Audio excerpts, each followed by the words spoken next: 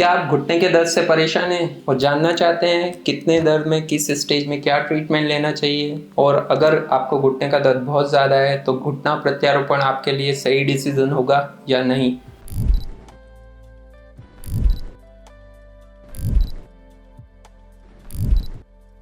तो चलिए हम इस बारे में बात करते हैं।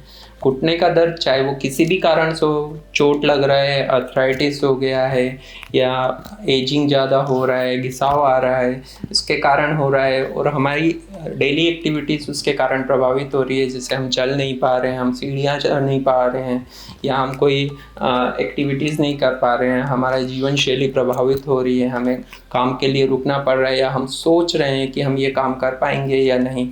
तो इसके लिए अगर जैसी भी ये कंडीशन हो रही है तो हमको इसके लिए प्रॉपर ट्रीटमेंट लेना रहेगा। जैसे कि अगर हम लोगों को इनिशियल लेवल पर घुटनों का दर्द हो रहा है तो घर की जो रेमेडीज़ होती है, जो दर्द के लिए तेल वगैरह की मालिश वगैरह होती है वो करते हैं, या तो फिर दवाइयों पर हम डॉक्टर्स की सलाह से लेते हैं, इंजेक्शंस लगवाते हैं।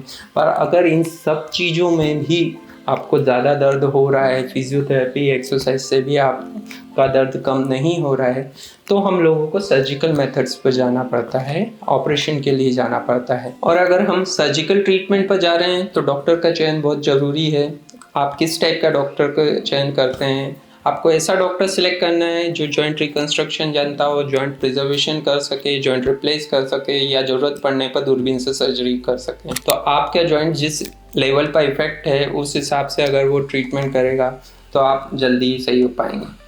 अब चलते हैं हम जॉइंट बदलना या बचाना, ये कब और कैसे करना है। तो इसके बारे में हम लोगों ने डिटेल में बात कर रखी है। आपको उन सभी वीडियो की लिंक्स डिस्क्रिप्शन पे मिल जाएगी, जिसमें हमने जॉइंट प्रिजर्वेशन, आर्थरोस्कोपी और जॉइंट रिप्लेसमेंट के बारे में बात करी। अब बात करते हैं जॉइंट रिप्लेसमेंट बेसिकली होता क्या है। इसमें अगर हमारा जो कार्टिलेज क्षतिग्रस्त हो गया है, जो घिसा गया है, उसको बदल करके एक मेटल की कैप लगा दी जाती है, जिसके कारण कि जॉइंट का पेन कम हो जाता है, जॉइंट में गतिशीलता आ जाती है। हम लोग अच्छे से एक्सरसाइज करें, मसल को अच्छी स्ट्रेंथनिंग कर लें तो जॉइंट का मूवमेंट भी बहुत अच्छे से आ जाता है।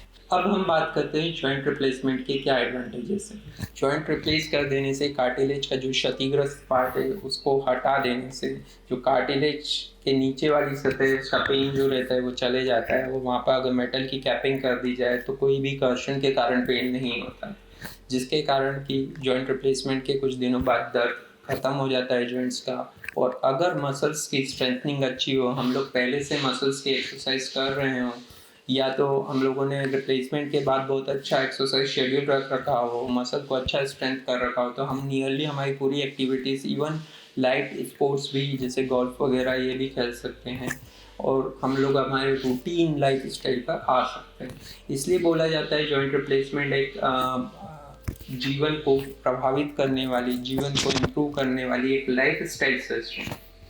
तो अगर आप लोग इसमें प्रभावित हो रहे हैं, जॉइंट्स से आपकी जीवन शैली प्रभावित हो रही है, तो अपना लाइफ स्टाइल को इम्प्रूव करने के लिए आप सर्जिकल ट्रीटमेंट पर जा सकते हैं, जैसे कि जॉइंट को प्रिजर्व करना या फिर बदलना। और अगर हम अच्छे से रिहैब करते हैं, अच्छी फिजियोथेरेपी करते हैं, तो हम नियर नॉर्मल जॉइंट्स को, एक्टिविटीज़ को पा सकते हैं। धन्यवाद।